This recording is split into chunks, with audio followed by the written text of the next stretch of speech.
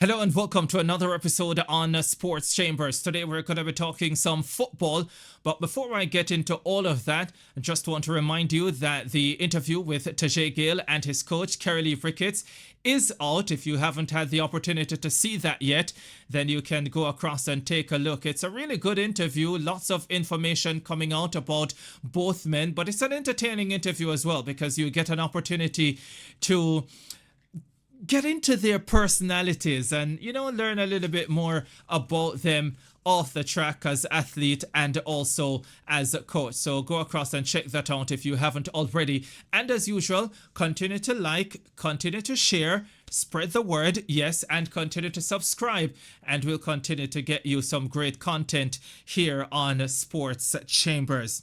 All right, as I said, today we're talking some football, and specifically we're going to be talking about the Reggae Boyz, who are top of their CONCACAF World Cup qualifying final round group following their impressive 4-0 victory over Bermuda on Tuesday night at the National Stadium in Kingston. Now, I want to say that of the 4 matches the Reggae Boyz have played in the final round, I was most impressed with the performance on Tuesday night. There was a lot more cohesion to that, a lot more opportunities created, and I think for the first time this campaign, I felt like this was a team that understood exactly what they were doing and what they wanted to do. And that is not to say that it was a perfect or flawless performance by any stretch of the imagination, but I'm saying it was an improved performance. And maybe you look at it and you'll say, well, it's because it's Bermuda. They haven't scored a point in the final round of qualifying. But I wasn't impressed when the Reggae Boyz beat the Bermudans by 4-0 in the first match of the campaign in Bermuda. I was far from impressed with that performance, and I felt that if we played like that for the remainder of the campaign, we would be in danger of not making it to the World Cup. But as it is now, Steve McLaren's men are in pole position. They have their destiny in their own hands, and that is what you want at this stage of any World Cup campaign with 2 matches to go, that your destiny is in your hands. And the Reggae Boyz just need to win from here on, and they will be represented at the 2026 FIFA World Cup. That's not exactly what I'm going to be talking about, though. I'm talking about an issue that I am quite passionate about, and I've always been passionate about, and that is how you incorporate youngsters into a national setup. I'll explain that a little bit more, because specifically I want to use Dujuan Whisper Richards as an example. And I start by saying I have been very impressed with what Dujuan has shown in the 2 matches he's played in the World Cup qualifying so far. 10 minutes coming off the bench against Curacao, and 28 minutes coming off the bench against Bermuda. And what I saw was a significantly improved player from the 17-year-old that we raved so much about 2 years ago. He seems so much more assured, knows exactly what he wants to do when he has the football. He seems a lot clearer as to when he wants to dribble versus when he wants to pass. He's not shy of shooting. He's never been shy of shooting, and I don't expect that to ever change. But I just feel as if he's already making better decisions in the attacking third. When he gets into great positions, he's making better decisions, and he's very intentional, I would say, about what he wants to do. So I'm very impressed with what I saw in those 2 games. And I think the head coach, Steve McLaren, was quite impressed as well. We're going to listen to Steve on what he had to say about Dujuan Richards, and then I'm going to go deeper into the point. Let's take a listen.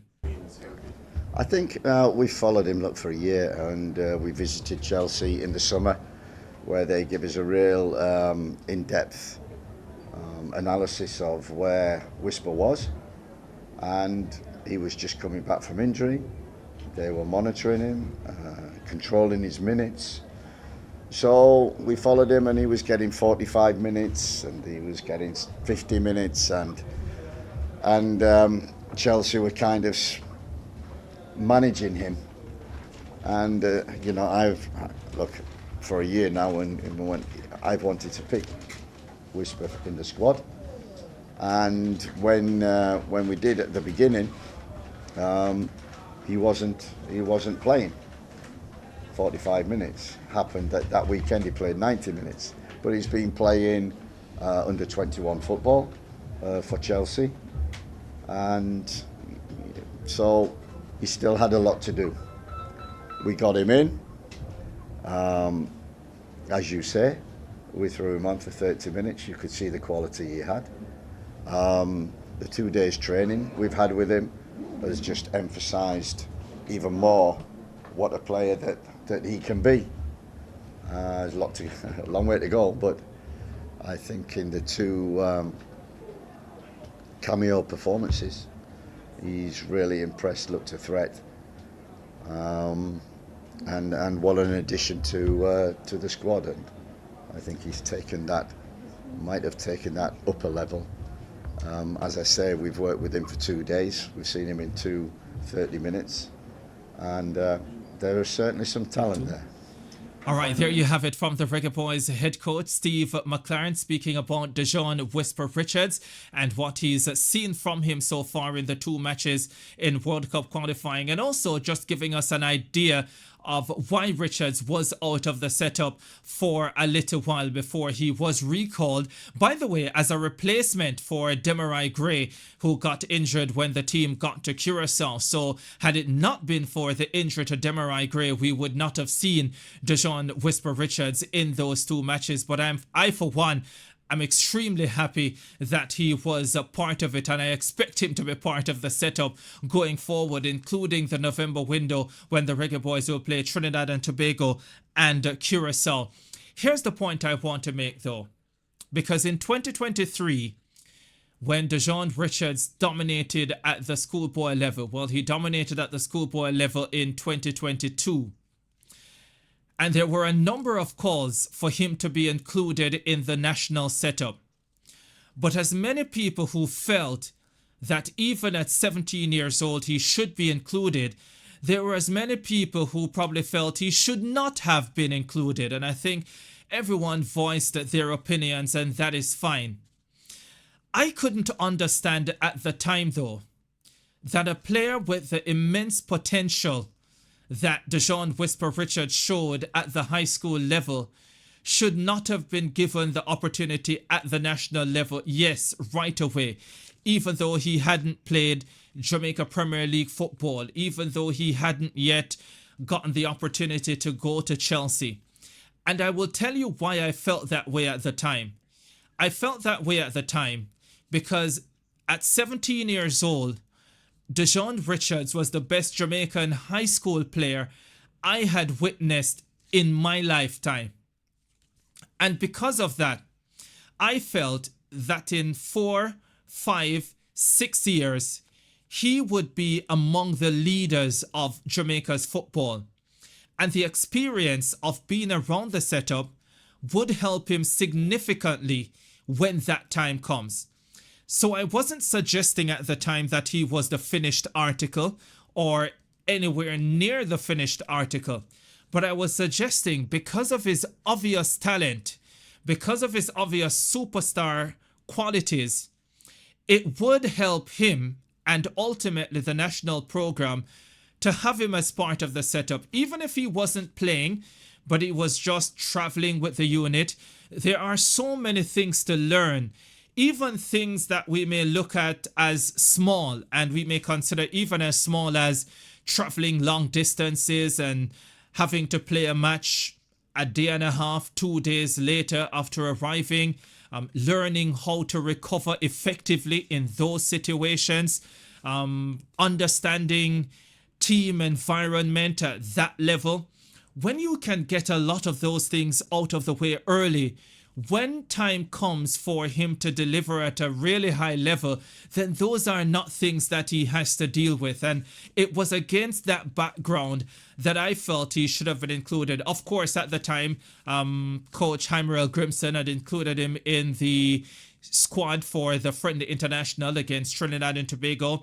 And then he went to the CONCACAF Gold Cup later in 2023, where he scored in his opening game, by the way, coming on. So the signs have always been there that he has a lot of quality. And here he is, having gone to Chelsea, being part of their under-21 setup, and you heard the coach pointing out that he has been getting minutes, and just before he was able to come across for the 2 matches, he was able to play a full 90 minutes. But you are seeing that clearly with an improved coaching setup, and the Chelsea program is helping him to improve significantly. And he is still not the finished product, but you are looking at a player who you can safely say, well, I can safely say, will be instrumental for Jamaica the remainder of this World Cup campaign.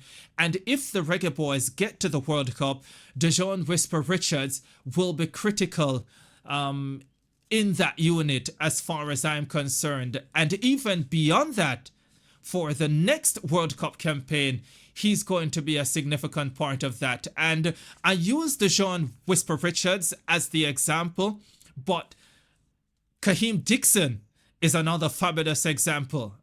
Came in as a youngster, was brilliant in the high school Da Costa Cup and just generally the schoolboy football competitions. Did well as well when he played for Arnett Gardens in the National Premier League, the Jamaica Premier League. So yes, and for me, when you get players of that quality, you want to give them opportunities in your senior setup, because I think ultimately it will only be to the benefit of the national senior program. And we are seeing that now with Dujuan Whisper Richards.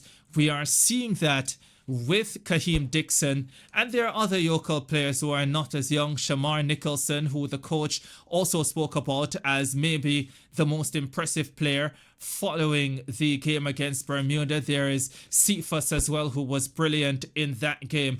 But it is important that we are giving these players, and maybe you want to say, maybe some people would look at it and go, okay, yes, players who come up through our local system, but yes, it's important to give them the opportunities and to give them those opportunities as early as possible, because that will end up to the significant benefit of the national program in the future, and we're very much seeing that. And to be honest with you, I can't wait to see what Dujuan Whisper Richards will produce, because I think he is a genuine superstar in the making, and I certainly see him. Once he can keep his head on his body, he can stay locked in.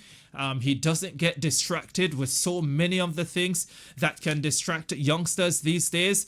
I think he is going to be a real superstar for Jamaican football, and when his career is done, he could be among the best, if not the very best we have produced. And with the improvements I've already seen from his little time with the Chelsea setup, then I think with more time and more exposure, he's going to become so much better as a footballer, and that will only mean better for the land of wood and water. Yeah, so don't stop the youngsters. Give them those opportunities. And by the way, I'm not suggesting that we should pack our team with all youngsters, because that's not the way you integrate youngsters into setups. What you do is you bring in 1 or 2 of them at a time, and you give them the opportunity to rub shoulders with quality experience so they can learn a lot. And when it's their time to shine, then they are ready than they probably would have been if you just throw them in at the deep end. All right, that's it on that topic. All the best to the Reggae Boyz. They've gotten themselves into a great position.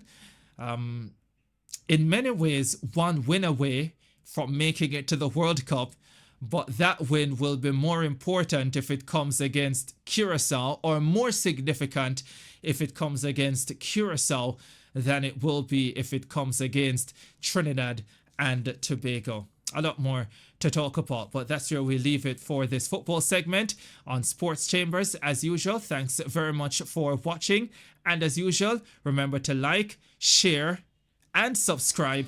And as usual, you can let me know what you think about this piece and about my take on this Dujuan Whisper Richards issue and how we should go about trying to integrate youngsters into the national setup. Take care for more. We'll be back soon. Bye-bye.